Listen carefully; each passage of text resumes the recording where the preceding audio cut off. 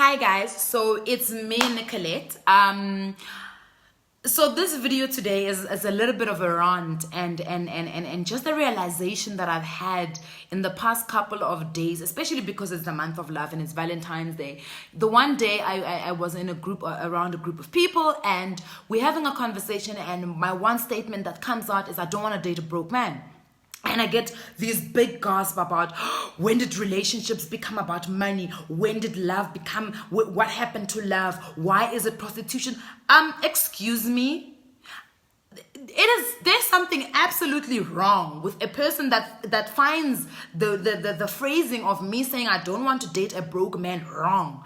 Because do you want to date a broke woman? Is that what you want us to apply for? To date broke individuals when it comes to financials? Because I'm finding something seriously wrong with that. Because for me, when we talk about broke men, we're not talking just monetary value. We're not saying that we are looking at a man that has absolutely no money, but we're looking at a man that has absolutely no financial aptitude. I'm sorry, but we're in the information age, okay? We're in an age where we talk about millennials are great, millennials are educated, millennials are edgy, millennials know what it is that they want. Can me knowing what it is that I want also include me not wanting to date a broke man? Because I'm a bit confused, because I have a brother and I don't want my brother to date a broke woman. I don't want my brother to date a woman that is holistically dependent on him financially. I would like him to date and marry a woman that has a level of financial literacy, that can comprehend what interest rates are, that can comprehend what debt is,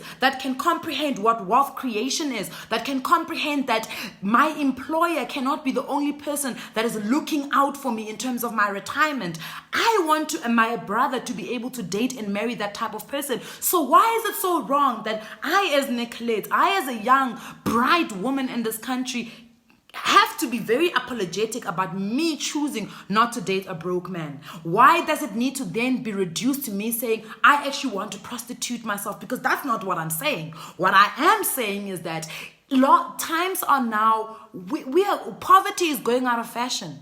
Debt is going out of fashion. And if it's not, we need to make sure that it is. If it's not moving at the rate in which we want it to move, we now need to employ the education that we've got. And I understand that the syllabus in this country does not accommodate financial education. It really does not accommodate financial education. And it's damn well wrong that it does not accommodate. So I've got a problem with the Department of Education perpetuating a curricula that does not speak to financial education. Where is the Financial Education Department of Education? So we will park that one day. Financial institutions in this country, where is the element of financial education that you're supposed to be doing, that you're actually mandated to do? Insurance companies, why is it that you guys are still, you are basically still exploiting the ignorance of our people? And I call it ignorance because the information is there. The information is there. How do we fix it? Now, the problem is that, there are certain things that we like to do as Africans. We like to wish things away. We like to romanticize this idea of not knowing. You'll ask somebody, so what are you going to do about the situation? And the response is, sizobona phambili. Sizobona phambili kanjani? Njani? Because at the end of the day, how are you saying we will see? We will see is not good enough. We will see is not a debt-busting approach. We will see is not a wealth creation strategy. We will see does not speak to the financial illiteracy that currently exists on the African continent. So how do we fix it? How do we become intentional? I cringe every single time I ask young people and I say, let's have a conversation about alcohol. They know everything. We know everything about alcohol. We can tell you what mixes do not go together. We can tell you which is the latest vodka. We can tell you which is the latest gin. And yes, maybe that information is very palatable. That information is easy to consume. But that information does not build. It does not build communities. It does not build nations. It does not build people. The moment you come up with ideas and approaches as to how do we solve the economic crisis in the country, you get a lot of negativity thrown at you. Last year, we proposed a property stokvel. Do you know what got thrown at us? Oh, so that means I'm going to get my house, I'm going to be number 20 to get a house. Excuse me, Like, at what level of interpretation are you using? Why? And you know what's funny? Is that every single time somebody comes up with a solution so that we can solve the money issues that we've got, especially as Black people, we're always poking holes. Instead of saying, actually, you've got something there. Your idea might not work the way you have phrased it, but you know what? As young people, as young Black people, let's come together and workshop this thing. Let's workshop it. Let's not throw it away. Let's sit together and say, okay, this might not work because of 1, 2, 3, 4, but here's what something that can work. Because we talk about being the educated millennials. We talk about being the information age. We talk about how our parents don't understand us. They don't understand us because despite the level of education that they've given us and have made sure, have sacrificed, have sold vegetables for us on the street so that we can acquire, we are still sitting back and saying, actually, we are defeated by the banking system. That's what we are saying. We're saying the banking system has defeated us. The banking system doesn't want to give us loans. The government doesn't want to give us funding. Excuse me? At what point do we stand up and say, you know what? Screw you and your red tape when it comes to funding. Screw you and your high interest rates. We're going to do this without you. At what point do we stand up and do that? So for me, as I said, this is a rant, but really it's a rant that says, Africa, stand up. Stand up, Africa. Stand up and stand up for yourself. This education that we boast about, this English that we take out through our nose, when are we going to use it to the benefit of acquiring the right type of financial education so we don't find ourselves financially excluded?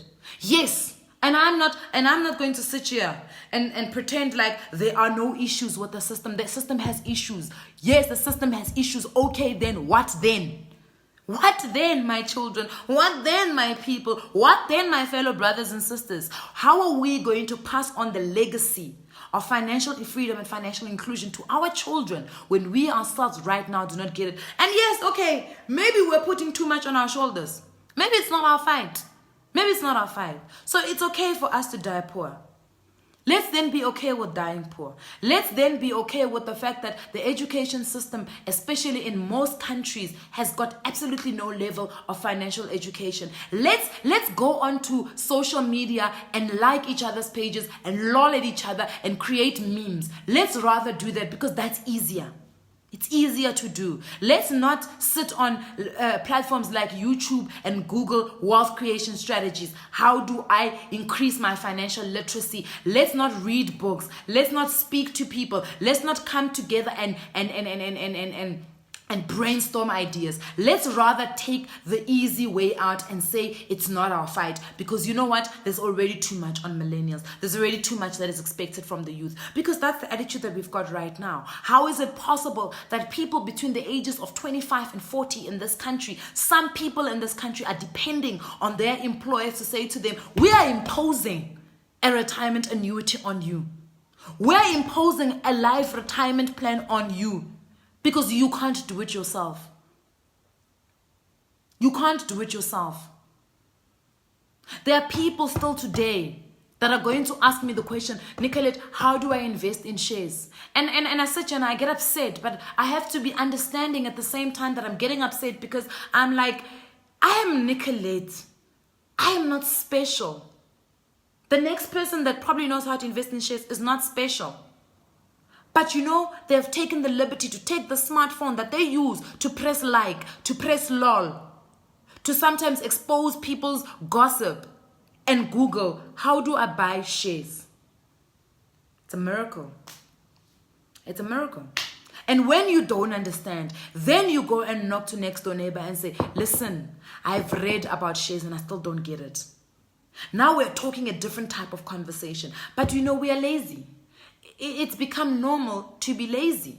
It's become okay to be lazy when it comes to our own levels of financial education, our own levels of financial literacy. So I'm going to appeal to you as Africans, as South Africans, as my people, as the people that I am going to be calling my peers. And I'm saying, let's fix our shit. Let's get our shit into order. It's time. It's high time.